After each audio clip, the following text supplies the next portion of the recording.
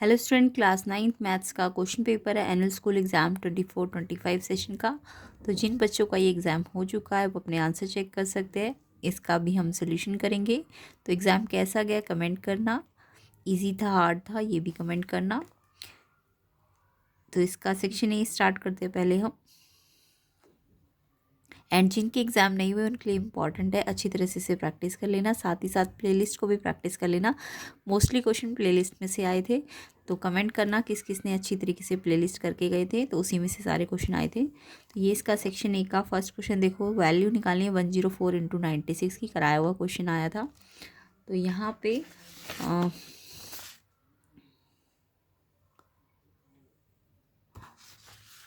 104 × 96 में आपको पहले 104 को आप लिख सकते हो 100 + 4 और 96 को आप लिख सकते हो 100 - 4, है ना। अब यहाँ पे a + b a - b, क्योंकि a दोनों का सेम है b दोनों का सेम है, तो a + b a - b INT आपको आती होगी। a + b a - b a² - b²। a क्या है 100 पे स्क्वायर, b क्या है 4 पे स्क्वायर, माइनस का साइन, ये वाली INT लगानी थी। अब 100 का स्क्वायर मतलब, तो 100 का स्क्वायर मतलब 100 को 2 बार मल्टीप्लाई करना है, 100 को 100 से तो 4 0 लग जाएगी। एंड 4 का स्क्वायर मतलब 4 × 4 16, एंड माइनस करोगे 9984। ऑप्शन सी करेक्ट आंसर है। किस किस बच्चे का ऑप्शन सी पे आंसर है वो बिल्कुल ठीक है, 9984 सी ऑप्शन इसका आंसर है। नेक्स्ट क्वेश्चन देखो, which of the following needs a proof. किसको प्रूफ की ज़रूरत होती है, तो प्रूफ की ज़रूरत आपको थ्योरम्स को होती है ना। तो थ्योरम को प्रूफ करने की ज़रूरत है, बी ऑप्शन आपका आंसर है थ्योरम। नेक्स्ट क्वेश्चन देखो, अगर डायगोनल क्वाड्रिलेटरल के इक्वल है एंड बाइसेक्ट करते हैं राइट एंगल पे, तो वो क्या होता है। तो कल ही बताया था मैंने, डायगोनल अगर इक्वल भी हो और बाइसेक्ट भी करे राइट एंगल पे तो वो एक स्क्वायर होता है। अगर डायगोनल इक्वल नहीं बोलते, जो लास्ट टाइम आपके प्रीवियस पेपर में आया हुआ था कि उसमें लिखा था डायगोनल इक्वल नहीं है, नॉट और बाइस, अगर राइट एंगल बाइसेक्ट कर रहे हैं तब रोम्बस होता है। बट यहाँ पे मैंने बोला था डायगोनल अगर इक्वल भी हो और राइट एंगल भी बाइसेक्ट करे तो स्क्वायर होता है। आंसर स्क्वायर है। स्क्वायर किस किस बच्चे ने लिखा है उनका बिल्कुल ठीक है। तो बी का ऑप्शन आपका थ्योरम, सेकंड का आंसर बी थ्योरम होगा, थर्ड का डी स्क्वायर होगा। नेक्स्ट क्वेश्चन पे आते हैं। नेक्स्ट क्वेश्चन है 0.001 को सॉल्व करना था। देखो इस पे बार लगा हुआ था 0.01 पे आपका बार लगा हुआ है, तो इसको सॉल्व कैसे करेंगे। तो इसमें मैंने बार वाले आपको सिखाए थे। पहले एक्स में इस ये जितने नंबर्स पे बार है ना, 001 पे बार है, तो ये 001 को 2 बार रिपीट कर दो, 001 001, क्योंकि तीनों पे बार है ना तो तीनों को रिपीट करना पड़ेगा, 001 001 एंड डैश डैश डैश। तो ये एक irrational number, sorry rational number होता है, बट ये नॉन टर्मिनेटिंग रिपीटिंग होता है। नॉन टर्मिनेटिंग तो है बट ये रिपीटिंग है, ठीक है। तो रिपीटिंग है इसलिए ये रैशनल होता है। कैसा होता है ये रैशनल नंबर होता है, ठीक है। अब रैशनल है तो किसी ना किसी p/q फॉर्म से ये निकल के आया है। तो इसको सॉल्व करने का मैंने तरीका बताया था। जितने नंबर्स पे बार होगा ना, 1 2 3, 3 नंबर पे बार है ना, तो 3 यानी 3 नंबर का ना 1000 से इसे मल्टीप्लाई करो। अगर 2 पे बार होगा तो 100 से, 1 पे होता तो 10 से। अभी 3 नंबर पे बार है तो 1000x आ जाएगा, यहाँ पे मल्टीप्लाई करोगे और इसको मल्टीप्लाई करोगे तो देखो आगे वाले जीरो तो लिखने का फ़ायदा नहीं है, 1001 और इसके पीछे 1000 है तो 3 जीरो लगा दो और फिर लास्ट में काउंट कर लो डेसिमल कितने के बाद है, 1 2 3 4 5 6, 6 के बाद है ना, तो 1 2 3 4 5 6, 6 यानी यहाँ पे लग जाएगा डेसिमल। फिर आप इसमें से इसको माइनस करो, तो इसमें से इसको माइनस करोगे तो 999x आ जाएगा, और इसमें से इसको माइनस करो तो 1.001 में से 0.001 को माइनस करो तो ये तो कट जाएगा, ये तीनों है ना, और 1 - 0 1 बचेगा। और फिर आपको x निकालना है तो ये 999 डिवाइड में चला जाएगा, तो ये वाला रैशनल नंबर आएगा 1/999। किस किस का आंसर ये आया, ऑप्शन सी इनका बिल्कुल ठीक है। कमेंट करना मुझे किस किस का आंसर ये आया है। नेक्स्ट क्वेश्चन है, ज़ीरोज़ निकालने हैं पॉलिनॉमियल के, और पॉलिनॉमियल आपका गिवन है, पॉलिनॉमियल गिवन है x(x+1) के ज़ीरोज़ निकालने थे। तो जब x(x+1) के ज़ीरोज़ निकालोगे तो पॉलिनॉमियल अगर ये ऑलरेडी फैक्टर में दे रखा है ना, जब ये ऑलरेडी फैक्टर में है एक्स एक्स प्लस वन, तो इसको फैक्टराइज करने की तो ज़रूरत नहीं है। तो ये जब मल्टीप्लाई में होते हैं दोनों जीरो, तो इसको ज़ीरो के इक्वल रखो क्योंकि जीरोस निकालने। तो एक फैक्टर या तो ये ज़ीरो के बराबर रखो या दूसरा फैक्टर ये ज़ीरो के बराबर। तो जब भी आपको ऑलरेडी फैक्टराइज होके दे रखा हो तो आप इसको भी ज़ीरो के बराबर रखो और इस वाले फैक्टर को भी ज़ीरो के इक्वल रखो। तो यहाँ से एक्स तो जीरो आ ही गया, यहाँ से निकाल लो एक्स क्या आएगा, प्लस वन है तो उधर जाके माइनस वन हो जाएगा। यानी कि इसके दो जीरो है, एक जीरो और एक माइनस वन। तो जीरो और माइनस वन, ऑप्शन सी इसका करेक्ट आंसर है। नेक्स्ट क्वेश्चन है distance of point 2-5 from x axis. तो आपको 2-5 का जो डिस्टेंस है, 2-5 का डिस्टेंस किससे निकालना है, एक्स एक्सिस से निकालना था। तो देखो, जब भी डिस्टेंस एक्स एक्सिस से निकालना हो, मैंने आपको ट्रिक बताई थी, अगर एक्स एक्सिस से डिस्टेंस निकालना है तो आप ना वाई कोऑर्डिनेट लिया करो। क्या लिया करो, वाई कोऑर्डिनेट। क्योंकि जब भी एक्स एक्सिस से कोई पॉइंट का डिस्टेंस निकालते हैं, ये वाला डिस्टेंस, तो ये वाई कोऑर्डिनेट के बराबर होता है। ठीक है, ये वाला डिस्टेंस देखो वाई कोऑर्डिनेट ही तो है ये वाला डिस्टेंस। तो वाई कोऑर्डिनेट, तो डिस्टेंस एक्स एक्सिस से वाई कोऑर्डिनेट के बराबर होता है। और वाई कोऑर्डिनेट आपको चाहे प्लस हो चाहे माइनस, और प्लस लेना होता है क्योंकि डिस्टेंस है तो प्लस में लेना है। तो अब वाई कोऑर्डिनेट इसका कितना है, -5 है, बट आपको तो प्लस में लेना है क्योंकि डिस्टेंस है। तो डिस्टेंस एक्स एक्सिस से वाई होगा, मॉड इसलिए लगाया यानी पॉजिटिव वाई लेना है। तो माइनस है बट आपको माइनस हटाना पड़ेगा, तो +5 इसका आंसर है क्योंकि डिस्टेंस कभी नेगेटिव नहीं हो सकता, ऑप्शन सी। अगर यही क्वेश्चन डिस्टेंस वाई एक्सिस से बोलते, तो अगर डिस्टेंस आपको वाई एक्सिस से बोला जाएगा, वाई एक्सिस से, तो आपको उसका एक्स कोऑर्डिनेट लेना पड़ेगा और वो भी पॉजिटिव में। ठीक है, तो ये फॉर्मूला याद रखा करो। तो आपको अभी एक्स एक्सिस से बोला तो -5 नहीं लेना, +5 लेना, ऑप्शन सी इसका आंसर है। तो +5 इसका आंसर है। नेक्स्ट क्वेश्चन देखो, क्लास मार्क दी हुई है 12 एंड क्लास साइज भी दिया हुआ है आपको 6। तो आपको इसकी लोअर लिमिट निकालनी थी। तो बहुत ही सिंपल सा क्वेश्चन था, ये क्वेश्चन भी मैंने कराया हुआ था। जब भी आपको क्लास मार्क और क्लास साइज़ या क्लास विड्थ दियो, क्लास साइज़ कोई क्लास विड्थ कहते हैं, तो लोअर लिमिट निकालने का फॉर्मूला होता है क्लास मार्क में से माइनस करो क्लास साइज़ का हाफ। ठीक है, क्लास मार्क आपको 12 दी है और क्लास साइज़ आपको क्लास साइज 6 दिया हुआ है। पहले क्लास मार्क लिखो, फिर क्लास साइज 6, उसको हाफ करो और फिर माइनस करो। तो ये फॉर्मूला याद रखना है। अगर अपर लिमिट निकालते हैं तो अपर लिमिट का फॉर्मूला होता है class mark plus half of class size. ठीक है, ये फॉर्मूला याद रखा करो। अपर लिमिट के लिए ये लगेगा, लोअर के लिए ये लगेगा। तो क्लास मार्क 12 है, minus half into class size 6 है। साइज मतलब गैप कितने का है, विड्थ कितने की है, 6 की, और फिर 12 और इसका आधा किया 3, 12 - 3 9, तो लोअर लिमिट 9 आ जाएगी। बी ऑप्शन इसका आंसर है। किस किस बच्चे का ये आंसर आया है उनका बिल्कुल ठीक है। तो इसका आंसर 9 बी ऑप्शन आ जाएगा।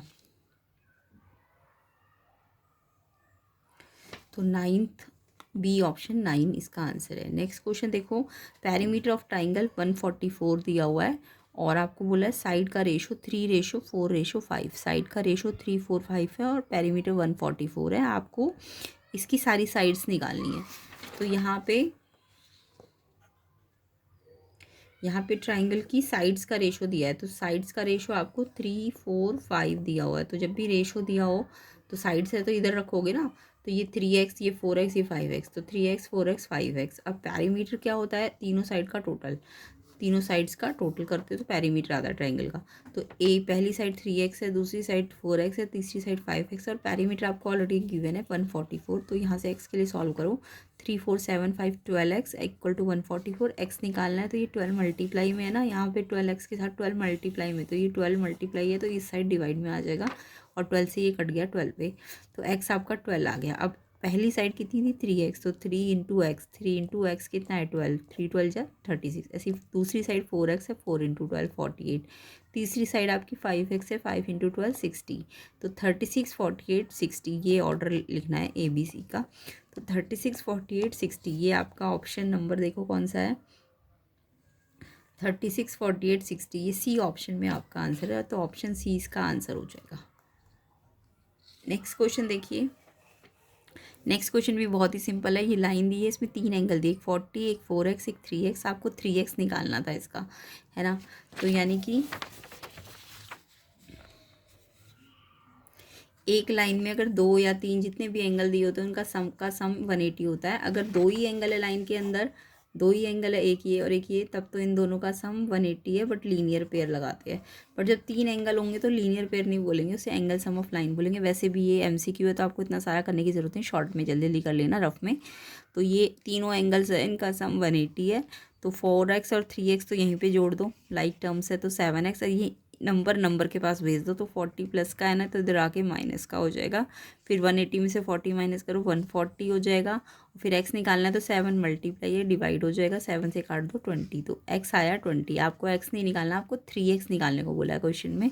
तो 3x आएगा, 3 इंटू x कितना है 20, तो 60 डिग्री, डी ऑप्शन इसका आंसर है। तो आंसर है इसका 60 डिग्री, यानी कि डी ऑप्शन इसका आंसर है। नेक्स्ट क्वेश्चन देखो। तो आई होप सबके यही आंसर आए होंगे। कमेंट करना सारे बच्चे, एंड वीडियो को ज़्यादा से ज़्यादा शेयर कर दो, लाइक कर दो। क्वेश्चन 11 देखो, DE QR के इक्वल है, EF PR के इक्वल है, एंड एंगल E जो है R के इक्वल है। अब इनमें से कौन सा ट्राइंगल कॉन्ग्रुएंट बनेगा? तो अगर मैं इस वाले ट्राइंगल की बात करूँ तो देखो, इसमें क्या है, DEF और PQR। तो देखो कॉरस्पॉन्डिंग पार्ट देखो, DE अगर फर्स्ट टू वर्टेक्स देख रही हूँ DE, तो इसके फर्स्ट टू वर्टेक्स PQ बन रहा है, DE PQ। तो DE PQ के इक्वल है, नहीं है ना, वो तो QR के इक्वल है, तो ये वाला तो गलत हो गया। अब ये वाला देखो, FE के साथ क्या है, PR। ये दो वर्टेक्स लिए ना स्टार्टिंग के, तो इसको भी दो वर्टेक्स लो, PR। FE PR के इक्वल है, FE PR यस है। फिर ED लास्ट के दो वर्टेक्स लो, ED RQ के इक्वल है, ED RQ के इक्वल है यस। तो यानी ये वाला ठीक बन रहा है ना। और एंगल ई इसका बीच वाला वर्टेक्स है, इसका भी बीच वाला वर्टेक्स है, तो ये बिल्कुल कॉरस्पॉन्डिंग पार्ट दे रहा है, तो बाकी देखने की ज़रूरत नहीं, ये वाला ठीक है आपका। तो आप ऐसे भी कर सकते थे, ये वाला साइड इसके इक्वल है, ये वाला इसके इक्वल है। तो अगर FED बन रहा है, FED तो सेकंड से फर्स्ट कट पे बन रहा है, तो RPQ ये भी सेकंड से फर्स्ट कट पे बन रहा है, तो यानी PRQ है ना, PRQ। तो ये वाला B ऑप्शन बन रहा है, तो ऑप्शन B आपका करेक्ट आंसर है, ऑप्शन बी आंसर है। नेक्स्ट क्वेश्चन देखो, in the given figure AB diameter दिया हुआ है, और डायमीटर पे कोई भी एंगल बनता है तो वो 90 डिग्री होता है। ये वाला एंगल तो 90 डिग्री है। अब ये 90 है, ये 40 है, तो x निकाल लो। तो यहाँ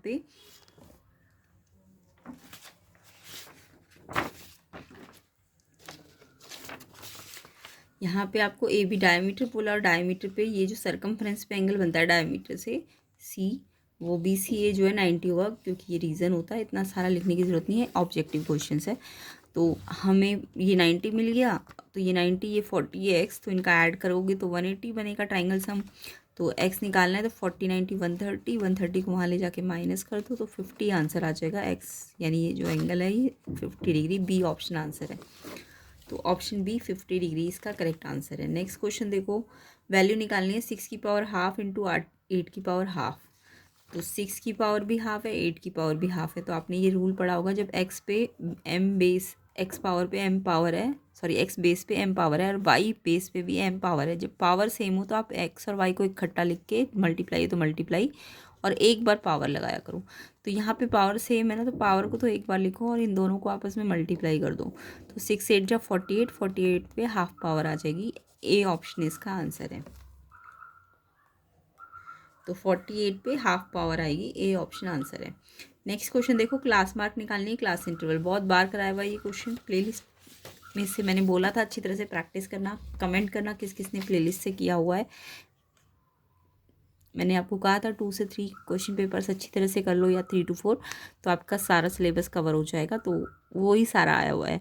तो क्लास मार्क का फॉर्मूला मैंने बताया था, लोअर और अपर लिमिट को ऐड करो, 2 से डिवाइड करो। तो लोअर लिमिट आगे वाली होती है, बाद वाली अपर लिमिट होती है। तो इन दोनों को पहले ऐड करो, 2 से डिवाइड करो। तो ऐड करो 27 और 32 को, तो 59, और 2 से डिवाइड करो, तो 2 से डिवाइड तो होगा नहीं, पॉइंट में आएगा आंसर 29.5। ऑप्शन सी इसका आंसर है, 29.5, ऑप्शन सी। नेक्स्ट क्वेश्चन देखो, x greater than y, y less than 0, तो एक्स वाई कौन से क्वाड्रेंट पे आएगा? तो देखो x ग्रेटर देन वाई का मतलब क्या बनता है? x ग्रेटर देन वाई का मतलब होता है,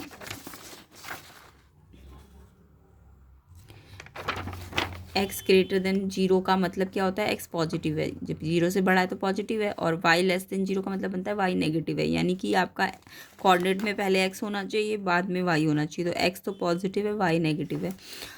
एक्स पॉजिटिव वाई नेगेटिव। अब पॉजिटिव नेगेटिव वाला कौन सा क्वाड्रेंट बताया था, फोर्थ ना, तो फोर्थ इसका आंसर है डी ऑप्शन। तो डी ऑप्शन फोर्थ क्वाड्रेंट इसका करेक्ट आंसर है। 16 क्वेश्चन देखिए, द रिफ्लेक्स एंगल ऑफ 105, 105 का रिफ्लेक्स एंगल निकालना है। रिफ्लेक्स एंगल तो बहुत ईजीली निकल जाता है। रिफ्लेक्स एंगल होता है निकालने के लिए 360 में से जो एंगल गिवन है उसको माइनस कर दो, तो 360 में से 105 को माइनस कर दो तो 255 डिग्री। डी ऑप्शन इसका करेक्ट आंसर है। तो 255 इसका आंसर हो जाएगा। नेक्स्ट क्वेश्चन देखिए, एक कॉर्ड है 6 सेंटीमीटर लॉन्ग है, drawn in a circle, diameter equal to 10 centimetre, its perpendicular distance from centre. कल ही कराया हुआ था ये क्वेश्चन मैंने, मॉर्निंग शिफ्ट वाले में से आया हुआ है ये। ज़्यादातर क्वेश्चन तो आए हुए हैं, कल भी करवाए थे, परसों भी कराए थे, एंड प्लेलिस्ट के अंदर से तो सारे ही पेपर आया हुआ है। तो आई होप सबका अच्छा गया होगा एग्ज़ाम। तो ये तो मैंने कल कराया था। कॉर्ड 6 सेंटीमीटर लॉन्ग है, मतलब कल ये नहीं, बहुत सारे क्वेश्चन कराए थे, बट मेरे को याद है ये वाला क्वेश्चन भी आपका मॉर्निंग शिफ्ट में आया हुआ है। कॉर्ड 6 सेंटीमीटर लॉन्ग और डायमीटर आपको 10 दिया हुआ है। तो मैंने आपको बोला था कि कॉर्ड मान लो ए बी है और डायमीटर भी इसी कॉर्ड्स के किसी पॉइंट से लेके जाओ, तो कॉर्ड तो ए बी जो दो सरकमफ्रेंस के पॉइंट को ज्वाइन करे है ना, और डायमीटर सेंटर से जाएगा, तो ये ए बी कॉर्ड है, तो ये ए सी डायमीटर बना लो। अब ऐसा हमने इसलिए किया ताकि हमारा ना ये डिस्टेंस परपेंडिकुलर डिस्टेंस निकल जाए कॉर्ड से। तो ये सेंटर है ना डायमीटर, तो सेंटर से जाएगा तो ओ सेंटर है, और ये परपेंडिकुलर डिस्टेंस कॉर्ड पे पड़ेगा। तो ये क्या करता है, ये परपेंडिकुलर ये जो डिस्टेंस होता है किसी भी कॉर्ड का वो सेंटर से होता है और वो परपेंडिकुलर होता है और वो बाइसेक्ट भी करता है। ये प्रॉपर्टी होती है कॉर्ड की कि जो भी डिस्टेंस होता है वो सेंटर से होता है और परपेंडिकुलर होता है और बाइसेक्ट करता है कॉर्ड को।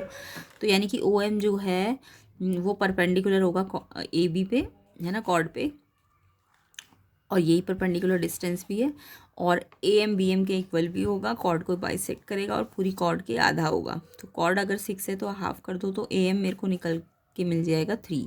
अब ये ए एम क्यों निकाला, ताकि मैं ये राइट एंगल ट्राइंगल ले सकूँ। अब ए एम पता है, ओ एम आपको निकालना है, ए ओ आप निकाल सकते हो, पूरी डायमीटर पता है ना, तो आधा करोगे तो रेडियस आ गई ना, तो ए ओ रेडियस है, तो ये 10 है तो ये 5 आ जाएगा। तो ए ओ आपका आ जाएगा हाफ इंटू डायमीटर यानी 5 सेंटीमीटर। अब आप राइट ट्रायंगल ले लो, ये ए ओ एम राइट ट्रायंगल बन रहा है ना, ये ए है, ये ओ है और ये एम है। तो राइट एंगल में यहाँ से राइट बन रहा है ना, तो राइट के अपोजिट पाई ये होती है हाइपोटेन्यूज। राइट के अपोजिट क्या होता है, हाइपोटेन्यूज। तो हाइपोटेन्यूज का स्क्वायर क्या फॉर्मूला है, आप पाइथागोरस का, hypotenuse square plus perpendicular square plus base square. तो हाइपोटेन्यूज 90 के अपोजिट होता है। तो O A square equal to O M square plus A M square. O M आपको निकालना है, ए एम आपका 3 आया था, 3 का स्क्वायर, ए ओ आपका रेडियस 5 का स्क्वायर। अब ओ एम निकालना है तो इस 3 को स्क्वायर को इधर ले जाके माइनस कर दो, तो 9 हो गया इधर आके, 25 माइनस 9 16, और ओ एम स्क्वायर हटेगा तो रूट लग जाएगा, 16 का स्क्वायर रूट कर दो 4 आ जाएगा। तो ओ एम आपका 4 सेंटीमीटर आ जाएगा, ये डिस्टेंस है परपेंडिकुलर। ऑप्शन ए इसका आंसर है। तो A option 4 centimetre correct answer हो जाएगा। नेक्स्ट है आइसोसलेस राइट ट्रायंगल है, एरिया दिया हुआ है, लेंथ ऑफ हाइपोटेन्यूज निकालना है। ये क्वेश्चन भी कराया हुआ है, आइसोसलेस और राइट ट्रायंगल बोला है। तो जब भी कोई आइसोसलेस और राइट ट्रायंगल हो, यानी कि आपको राइट ट्रायंगल भी दिया है और आइसोसलेस का मतलब राइट ट्रायंगल है, तो हाइपोटेन्यूज तो सबसे बड़ी साइड होती है, वो तो इक्वल नहीं हो सकती, तो बची हुई ये दोनों साइड ही तो इक्वल होंगी। तो राइट जब भी हाइपोटेन्यूज आइसोसलेस और राइट ट्रायंगल हो तो उसमें ये परपेंडिकुलर और बेस इक्वल होते हैं। जब भी आइसोसलेस और राइट ट्रायंगल हो तो परपेंडिकुलर और बेस इक्वल होते हैं। आइसोसलेस और राइट ट्रायंगल हो तो परपेंडिकुलर और बेस इक्वल होते हैं। तो area of right triangle half into base into height होता है। बेस और हाइट तो इसमें इक्वल है, क्योंकि है ना परपेंडिकुलर मतलब हाइट और बेस दोनों इक्वल है, तो यानी ये दोनों इक्वल है तो इनको एक्स एक्स मान लो। और ये एरिया आपको गिवन है 8, तो ये एक्स एक्स एक्स स्क्वायर हो जाएगा, और ये हाफ डिवाइड में 2 है, तो यहाँ 2 डिवाइड में तो इधर आएगा तो मल्टीप्लाई हो जाएगा, 16 डिवाइड है ना, तो यहाँ आके मल्टीप्लाई हो गया। तो एक्स स्क्वायर 16 स्क्वायर हटे एक्स निकालना है तो स्क्वायर हटा तो रूट लग जाएगा, यहाँ से स्क्वायर हटेगा तो इस पर रूट लगेगा। रूट 16 कितना होता है 4, तो एक्स 4 आ गया, यानी परपेंडिकुलर बेस आपके 4 आ गए। अब आपको हाइपोटेन्यूज निकालना है तो आपको परपेंडिकुलर बेस मिल गया ना 4 4, तो हाइपोटेन्यूज क्या होता है अभी बताया था ना पाइथागोरस, एच का स्क्वायर पी का स्क्वायर प्लस बी का स्क्वायर। तो एच कितना है ए सी है, ए सी का स्क्वायर ए बी का स्क्वायर प्लस बी सी का स्क्वायर। ए सी आपको निकालना है, ए बी आपका 4 स्क्वायर है और बी सी भी आपका 4 है, तो 4 स्क्वायर हो जाएगा, 4 का स्क्वायर 4 का स्क्वायर। अब मैंने शॉर्ट ट्रिक आपको बता रखी है, जब ये सेम हो ना 4 का स्क्वायर 4 का स्क्वायर, तो आप ना क्या करा करो 4√2, ये ट्रिक होती है। अगर ये ए स्क्वायर प्लस ए स्क्वायर है तो ये जो भी यहाँ पे जो साइड होगी इसका रूट जब करोगे आप तो ए स्क्वायर का आंसर जो आएगा a√2 आएगा। तो a कितना है 4 4√2। तो ये ट्रिक से भी आप कर सकते थे क्योंकि MCQ था, बट मैंने पूरा ही सॉल्व कर दिया। 4 का स्क्वायर 16, 4 का स्क्वायर 16, 16 16 32, यहाँ से स्क्वायर हटागा तो रूट लगेगा। अब 32 के प्राइम फैक्टर कर लो, 2 2 जा 4, 2 जा 8, 2 जा 16, 2 जा 32। पेयर को बाहर निकालते जाओ, ये 2 2 है तो एक 2 बाहर आ गया, ये पेयर में से एक 2 बाहर आ जाएगा, ये 2 सिंगल है तो ये रूट के अंदर रहेगा। अब देखो 4 और √2, तो यही आ गया ना, तो ट्रिक से भी कर सकते हो आप। तो 4√2 इसका आंसर है, इसका जो हाइपोटेन्यूज है वो 4√2 आंसर है। ये ऑप्शन ए इसका करेक्ट आंसर बन रहा है, 4√2 सेंटीमीटर आंसर हो जाएगा। नेक्स्ट, तो किस किस बच्चे का 4√2 आया है उनका बिल्कुल ठीक है, option A. Next assertion reasons है, तो एजर्शन रीजंस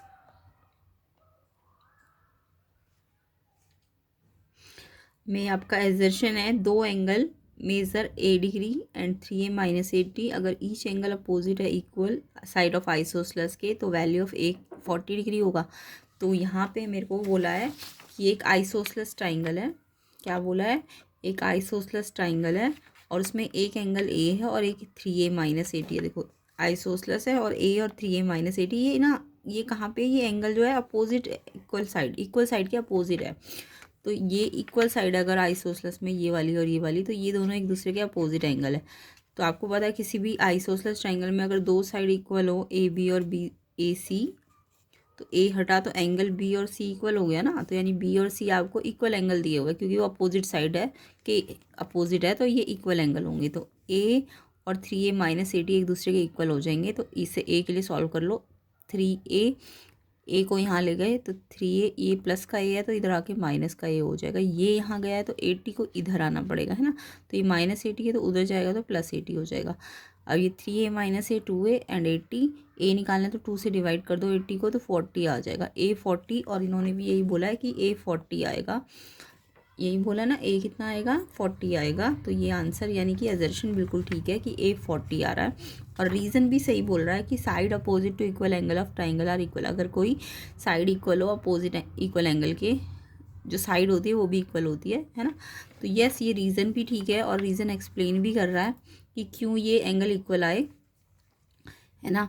तो रीज़न एक्सप्लेन भी कर रहा है, एजर्शन भी ठीक है, रीज़न भी ठीक है, एक्सप्लेनेशन भी ठीक है, ऑप्शन ए इसका आंसर हो जाएगा।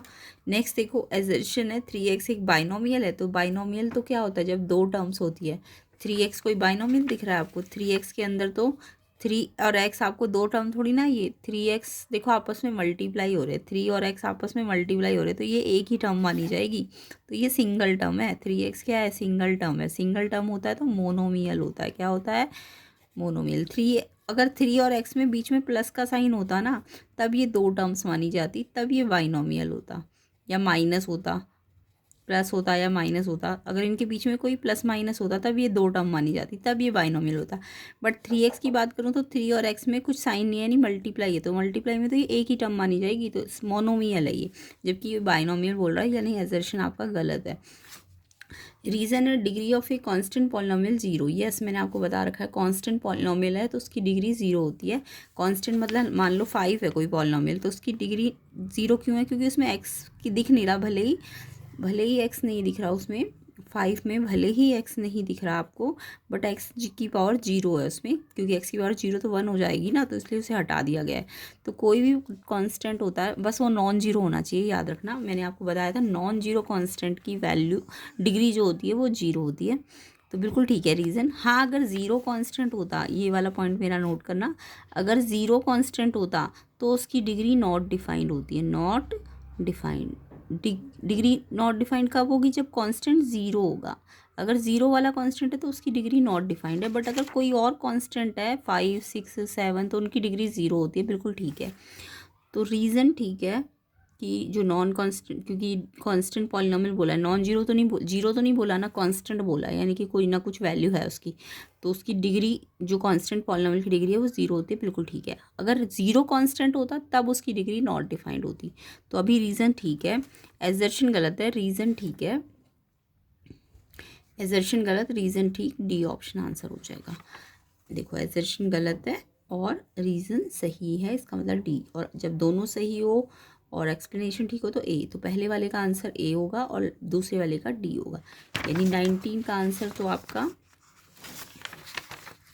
ए होगा और 20 का आंसर डी होगा। आई होप एजर्शन रीज़न भी सबके सही होंगे।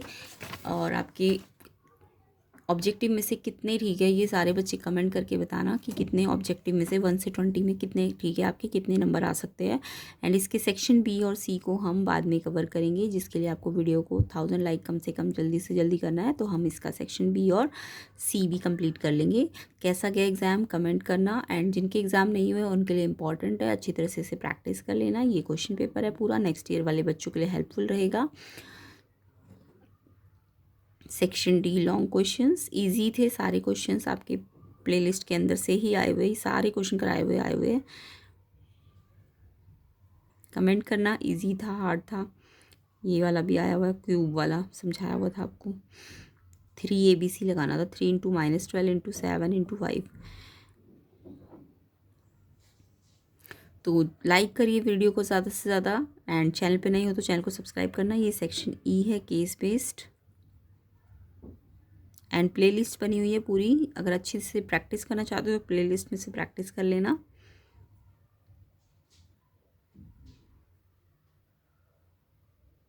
तो इनके सॉल्यूशन हम बाद में कर लेंगे।